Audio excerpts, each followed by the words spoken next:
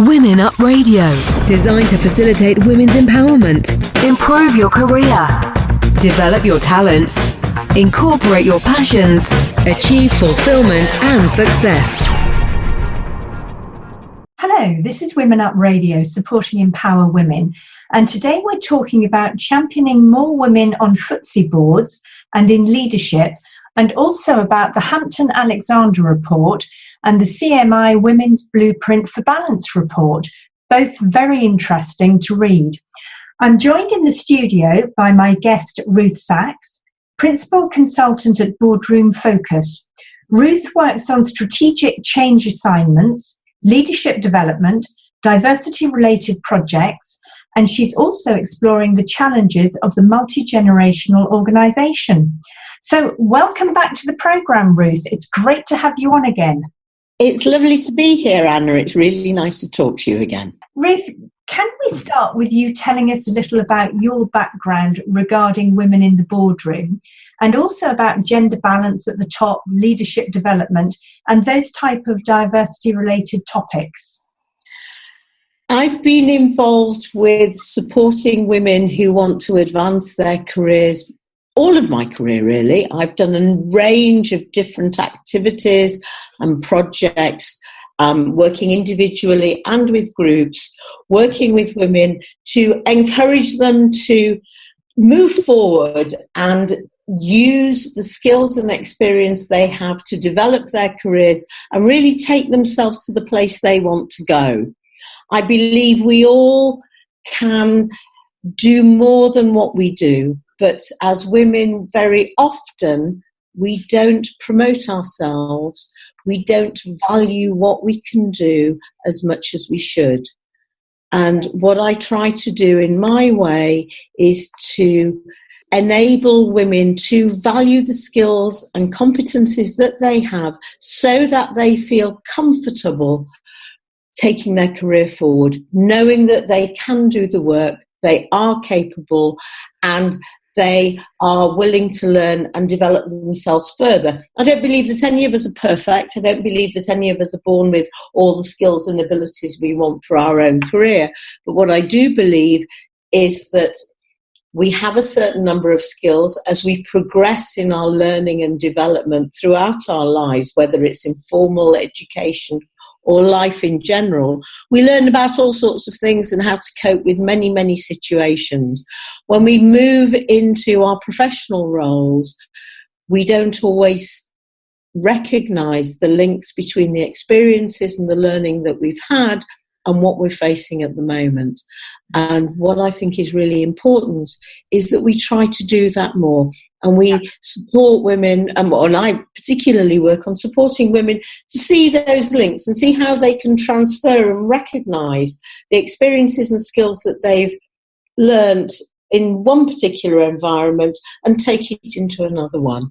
And whether you're working as a manager or whether you're working on a switchboard or in a boardroom, I think we've all got more to offer. We've all got more that we can do. And this is about saying to people, yes, you can do it. Just try, move forward. You might not get it right first time. It doesn't mean to say you can't do it at all. Yeah, exactly. I agree so much with all of that. And I know recently you were talking to me about the Hampton Alexander report, which came out at the end of last year. Can you tell us a little bit about the report and its origin, and also how it measures development? A lot of the Hampton Alexander report is focused on the FTSE 100 and 350 companies. These companies which are noted on the stock exchange and are the key companies, if you like, in the UK and around the world, showing. And what the Hampton Alexander report is saying is these are really important companies. These are companies that are leading the way, and what we want them to do is to lead the way in terms of gender diversity. What the Hampton Alexander report has done is reviewed the progress of some of these reports, of some of these companies over the last 12 months. And what we find is the report's been going for a few years now. Last year, the 2016 report showed great progress and great advances in the number of women taking up board appointments at non-executive and executive level. The 2017 report sadly doesn't show quite as much progress. It is improving. We shouldn't be too despondent, but it could be more. And what is really interesting about the Hampton Alexander report is that they have named those companies that don't have balanced or almost balanced boards. Oh, really? Oh, yes. So there aren't many of them, but what it's doing is a bit of, come on, folks, look at yourselves. You can do better than this. We know who you are. Yeah. So it's a range of organisations. It isn't just that there's mining company. There's also hospitality. There's financial companies. It's an interesting report to have a look at. You can find it online, and there are lots of infographics explaining, showing you the differences in the executive committees, in the direct reports, and how those two numbers combine. There are good case studies. There are case studies from a number of organisations, from Vodafone, from Virgin Money, from Lloyds Bank, and BHP. Sky is doing a lot of work. BA Systems, Sainsbury's, the supermarket groups. There's a range of case studies which show what is actually happening and how things are changing. Having said that, we're not quite there. So in the FTSE 100, the number of women on boards is only 27.7%. Oh, really? Aiming for the 30%, which is okay, but we always want more, or I think we can always go for more. Yes. It's not bad, we're almost there. Yeah. In the FTSE 250, it's 22.8%, so it's not brilliant. And in the FTSE 350, it's 24.5%. So we still have a way to go. We are making progress.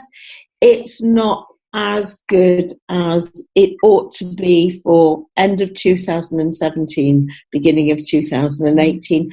But it is to be hoped that the report has prodded and poked at a few organisations to progress forward. And why the CMI report is actually useful in this respect as well is because... Let me just interrupt a minute. The CMI report, you're talking about the CMI Women's Blueprint for Balance report? Yes, the blueprint that came out this month? Yes, the one that came out this month. Yeah. Which is useful because what it actually does is it talks about some of the smaller steps that organisations can make in order to encourage longer strides towards gender diversity. The Blueprint for Balance is talking about fixing broken windows. Yeah. And that image comes from what the police say in terms of improving areas or getting people to have more pride in the areas in which they live. So by fixing the small things that are damaged and get broken, people can see that there is a willingness to improve. And when you get the small things better, it's easier to take the bigger steps. Yeah. And Blueprint for Balance again gives case studies. It talks about some of the challenges that women are facing, not just the overt. Yes, there's the gender pay gap, which of course is very much in the news at the moment. But there is also what we're calling second generation bias, which is where it's not necessarily overt, where people think they've done enough, but actually it's only superficial and we need to move it a bit further forward. So between the two reports, I feel quite strongly that there are lots of ways, there's lots of clues and ideas in both reports for people to look at to see what you could do in order to improve diversity, whatever size of organisation. This isn't just about FTSE companies, this isn't just about large private sector organisations. Every organisation, whether it's a manufacturing organisation or a small or medium-sized organisation, can make changes, can talk about the issues and identify what would work best for their staff to move things forward. Okay. So what conclusions can we draw from these as a whole on the status and evolution of gender balance? Not specifically for boards, but the whole area of gender balance. Do you think it's improving? Are people more aware? Is it static? What's your opinion? I think there's a lot greater awareness. This is much more in conversations than it used to be. Mm-hmm. I think diversity, the wider perspective of diversity, not just about women, but about how different we all are in all sorts of ways, in our abilities, in every particular way that we are. There's an increasing awareness of the value that a diverse workforce brings, and it isn't just about whether you're male or female. Okay, so and I think that these two reports, sorry Anna, I think these two reports, yes, they focus on gender, but it's a bit like this image of the broken windows. People are starting with that, and it actually has to spread out further, and it goes deeper, so that when you're looking at whether we're recruiting women or whether you're recruiting people who are more or less, who have different skills and abilities, it becomes part of the way the organisation works. It's beginning to challenge assumptions about how we are in our organisation, who we value, and the sort of people that we want to bring into the organisation to make it a better place to work. You are listening to Anna Letitia Cook at Women Up Radio. Apart from the fact that it's the right and fair thing to do, what concrete advantages do corporations have when they bring more active decision-making women onto their boards? The first thing they do is they set a really good example to their stakeholders and their clients. They are saying, yes, we recognise that the people who make the decisions in our organisation have to reflect the people who work for us and the people who are buying or benefiting from our products and services. Mm-hmm. Yeah. And I think that knowing that you have a diverse board making strategic decisions actually first of all, it improves decision making, it improves risk taking. There are statistics to demonstrate that financial performance increases significantly the more the board is diverse, because the decisions the approach to the way the organisation works is much more balanced.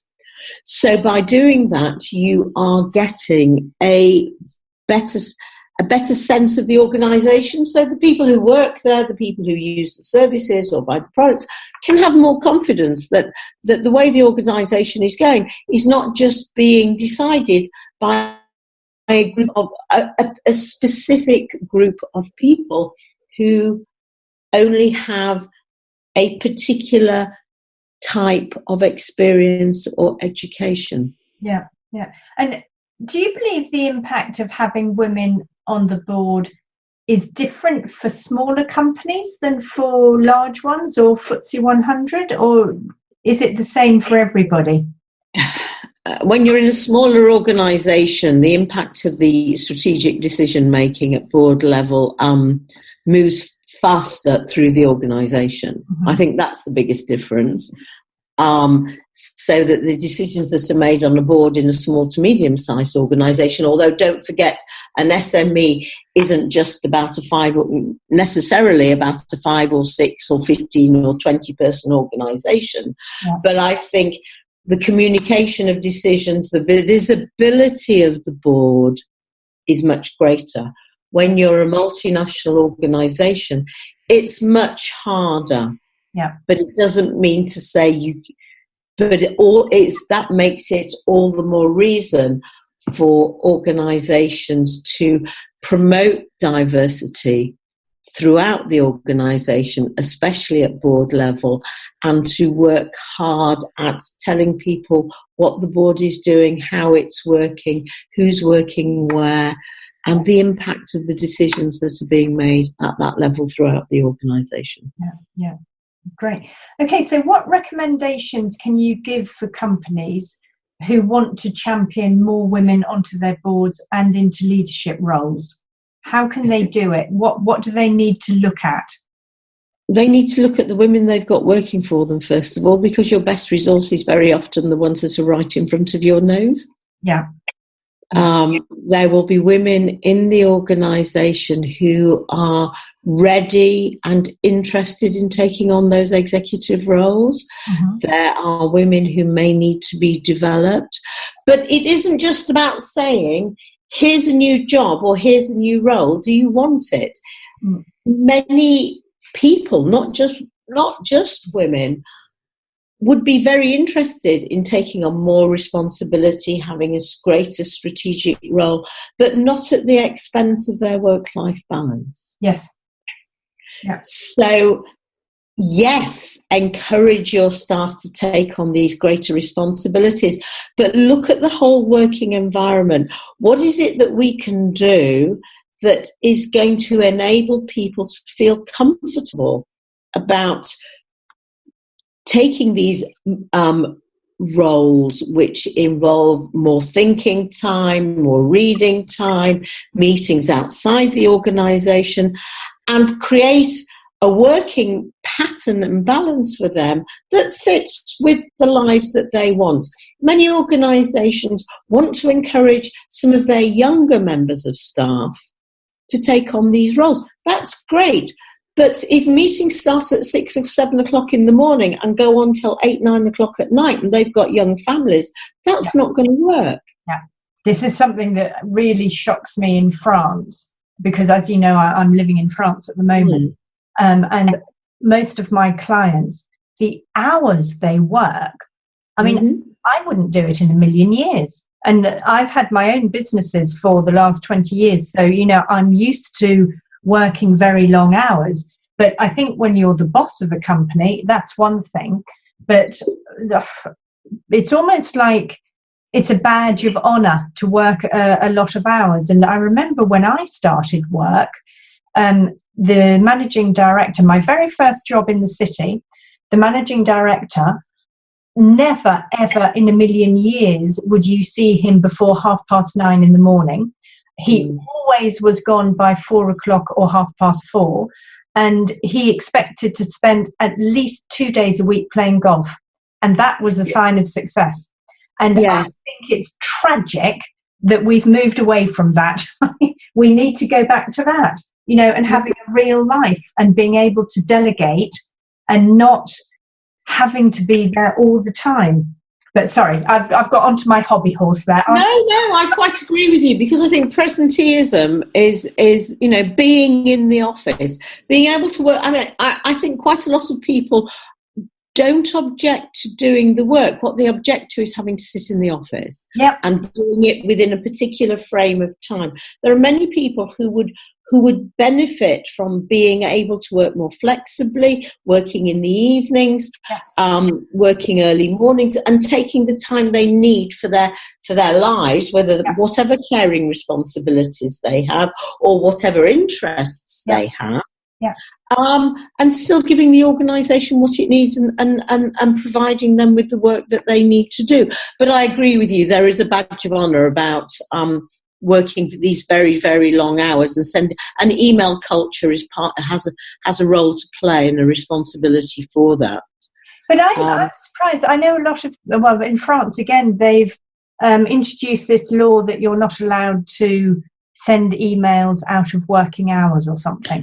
And I'm just like, well, if you don't want to look at your emails after working hours, just don't look at them. I don't see why people are obliged to look at them. Because if I'm going out, I don't know, if I'm going out to the theatre or if I'm going trekking at the weekend or something like that, I'm not going to be thinking about my emails. I don't care what time they arrive. It's like, okay, it's there, fine, whatever. When I'm back and I want to do some work, then I'll look at them. But maybe I'm just a grumpy old woman and, No, I don't think you're a grumpy old woman, but I think there are generational differences, and there are some people of different ages who, doesn't matter whether they're trekking at the weekend or they've just done a yoga class, they will come out of their yoga class and they will check their phone. And many of them will have their email on their phone and it just comes up and it's very hard to cut off. Well, I'm warning everybody officially, I do not check my emails when I'm not at work. So if you're expecting me to thank you for sharing. Okay, coming back to the subject, right?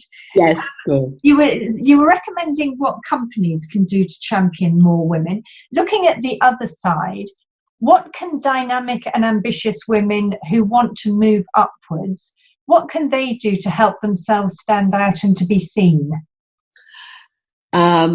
If you are interested in taking your career forward, you have to tell people. It's the most. If people don't know that you're interested in a different role or getting involved in a different project, it doesn't happen. Don't wait to be asked. Yeah, perfect. Okay. Volunteer. Say you're interested. Go and talk to the people who are running the project or the initiative. Find out what's involved.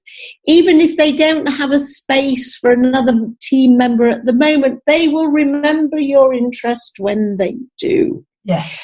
Remember when you see job applications.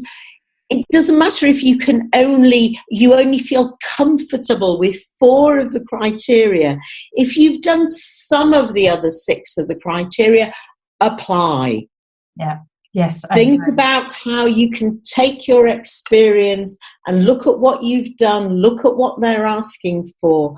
You will never have exactly everything they want in exactly the way it's presented in the person specification unless they've written that specification for you personally. Yeah. And that's really unlikely. So you have to work a little bit at looking at your experience and saying, well, I did that in a different environment. Yes, I can do project management. I did all the stage management for the Amateur Dramatic Society. Yeah. That's project management. Yes. Getting a play up and running with 25 people who don't work together is much harder project management than working with a team of 6 who are together every day. Yes. Yeah, exactly. Really very good point. You have to value what you're doing and see how you can take it into another situation.